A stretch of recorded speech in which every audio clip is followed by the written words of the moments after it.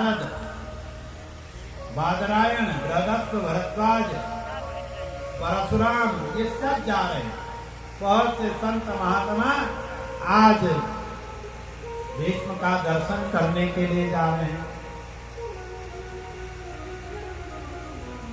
भीष्म पितामह ने सबका यथोचित स्वागत किया। सब जो प्रणाम, ये तो सब आशीर्वाद ही के योग्य हैं, वो सबसे बुजुर्ग हैं। सबने उनको प्रणाम किया, उन्होंने सब यथा योग्य आशीर्वाद सबको दिया। और फिर दान धर्मान, राजधर्मान, मोक्ष धर्मान विभागतः, स्त्री धर्मान, भगवत धर्मान समासव्यासयोगतः। तब उन्होंने महाराज युधिष्ठिर को दान धर्म के बारे में बताया, राजधर्म के बारे में बताया, मोक्ष धर्म की चर्चा की, स्त्रियों के धर्म के बारे में बताया, भगवत धर्म की चर्चा करी। और अब जब उन्होंने देखा कि उत्तरायण आ गया है, अब शरीर छोड़ने का समय है और श्री कृष्ण प्रत्यक्ष सामने हैं, उन्होंने सबसे कहा रे सब किनारे हो गए, मेरे सामने केवल भगवान रहे। भीष्म ने भगवान की स्तुति की। भीष्म भगवान से कहते हैं, इति मति रूप कल्पिता वितृष्णा भगवती सात्वत पुंगवे विभूमनि स्वसुखमुपगते क्वचिद विहर्तुम प्रकृतिमुपैषि यद भवत् प्रवाह।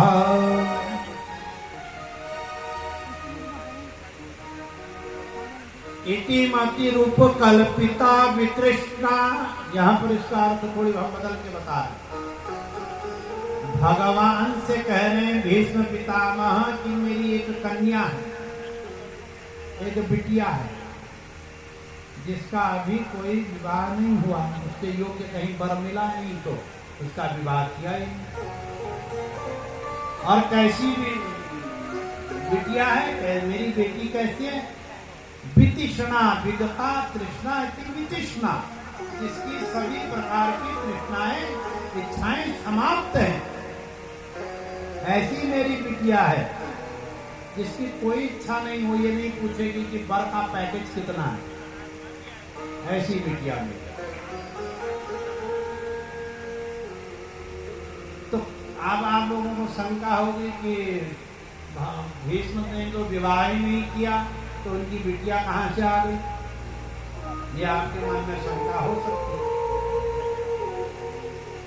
तो उन्होंने जो कहा, इति मति रूपो कल्पिता वितृष्णा, ये जो मेरी मति है, बुद्धि है, यही मेरी बिटिया है। अपनी बुद्धि को कैसे पाला है भीष्म ने, बिटिया की तरह पाला। जिस समय उनके पिता ने कहा मैं सत्यवती से विवाह करना चाहता हूं, सत्यवती के पिता ने कहा तू मेरी बेटी के उम्र के बराबर है, अवस्था के बराबर, तेरे साथ कर देता हूं। तो कितना धैर्य उनके भीतर रहा। उन्होंने कहा नहीं, कि मेरे पिता ने इसको पत्नी के रूप में देखा है, ये मेरी माँ ही हो सकती है और कुछ नहीं। कितना बड़ा त्याग है देखिए संसार में।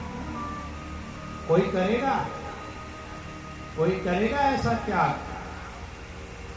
और युवराज पद था, कहा उसको भी छोड़ देता हूं, सेनापति बनकर रहूंगा, राज सिंहासन को प्रणाम करूंगा, उसमें बैठने वाला प्रत्येक व्यक्ति मेरे पिता के रूप में होगा, उसको अपने पिता के रूप में देखूंगा, राष्ट्र की सेवा करूंगा। और अपनी बुद्धि को पुत्री की तरह पाला, वितृष्णा, उसकी सारी तृष्णाएं समाप्त कर दी, कोई इच्छा उनके जीवन में नहीं। विवाह उन्होंने किया नहीं, राज सिंहासन पर उन्होंने बैठना नहीं, केवल त्याग किया राष्ट्र के लिए, देश सेवा में पूरा जीवन बिताया भीष्म देवव्रत ने। तो तभी आज उन्होंने कहा इति मति रूप कल्पिता वितृष्णा, ये जो मेरी मति है, मेरी बिटिया, इसको मैं प्रभु आपको देता हूं। और क्या दूं आपको, मेरे पास देने के लिए है क्या यहाँ पर? आपको फूल तक तो मैं चढ़ा नहीं सकता, क्योंकि अर्जुन ने मेरी जो गति कर रखी है, मैं आपको एक पुष्प तक प्रभु चढ़ा नहीं सकता। मेरे पास में आपको चढ़ाने के लिए कुछ नहीं है, ये बुद्धि के अतिरिक्त है। प्रभु आप इसको स्वीकार करो। ये आज तक मैंने किसी को दी नहीं कह रहे, इसकी जो कि कोई मिला नहीं, आज आप मिले हैं। और आप कैसे हैं, कैसे हैं भगवान का वर्णन करते हुए कहते हैं आप इतने भक्तवत्सल है, भक्तों के प्रति आप कुछ भी कर देते हैं। स्वनिगम अपहाय मत प्रतिज्ञामृतम अधिकर्तुम अवलुप्तो रथस्थः। मैंने अपनी बात को झूठा करने के लिए, मेरी बात को सत्य करने के लिए अपनी बात को झूठा कर दिया। जब अर्जुन दुर्योधन दोनों सहायता मांगने गए, भगवान ने दुर्योधन से कहा मेरी नारायणी सेना तेरी ओर रहेगी, मैं अर्जुन की ओर रहूंगा, बिना अस्त्र शस्त्र उठाए युद्ध में रहूंगा। ये बात भीष्म को पता चली। उन्होंने कहा अच्छा, मैं कृष्ण से अस्त्र उठवा के रहूंगा। भक्त और भगवान की प्रतिज्ञा है। भगवान ने भक्त की लाज रखने के लिए अपनी प्रतिज्ञा तोड़ दी।